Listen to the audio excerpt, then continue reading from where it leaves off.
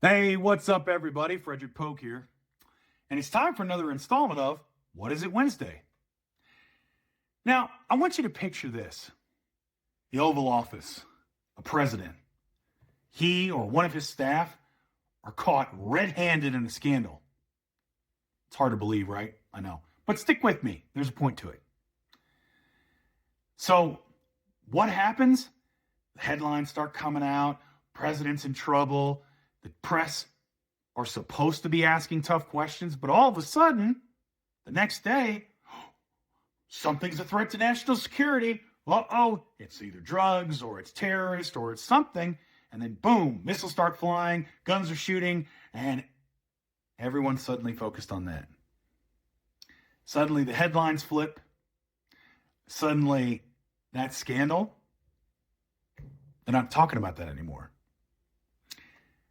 That trick, there's a name for it. It's called Wag the Dog.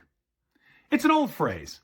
Basically what it means is you have to picture a tail wagging the entire dog, meaning the little thing jerks the big thing around. And it really took off in the 1990s. There was even a movie about it called Wag the Dog, which starred Robert De Niro. The whole plot, the President of the United States is in trouble. There's no more Cold War with the Soviet Union because it doesn't exist anymore. So his team cooks up a fake war to distract the public.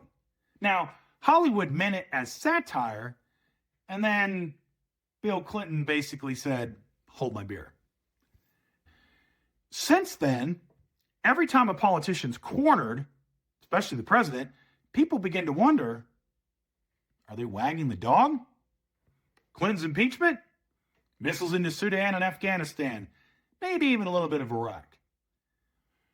Reagan under fire after Marines died in Lebanon? Suddenly Grenada is the, quote, biggest threat to freedom, unquote. Trump's impeachments? Well, take out an Iranian general, maybe shoot at a Venezuelan boat, talk about annexing Greenland, and watch the cable news networks fly off. See, that's the play. Anytime somebody in power screws up and it's starting to snowball into a national scandal, they just jingle those shiny keys in front of the media and we all lap it up. Wagging the dog doesn't even need bombs. Now, it's culture war theater. Running into trouble over, giving billionaires too much tax breaks? Ban a book no one's read. Or there's a scandal brewing in your cabinet, or maybe there's certain files that you don't want released because they might look bad on you for, who you were associated with before you became president. Just pick a fight with Disney. The same company that makes anti-establishment movies like the Marvel movies and Frozen. Or you could scream about drag shows or some other dumb headline about who's using what bathroom. Something Nancy Mace is really passionate about.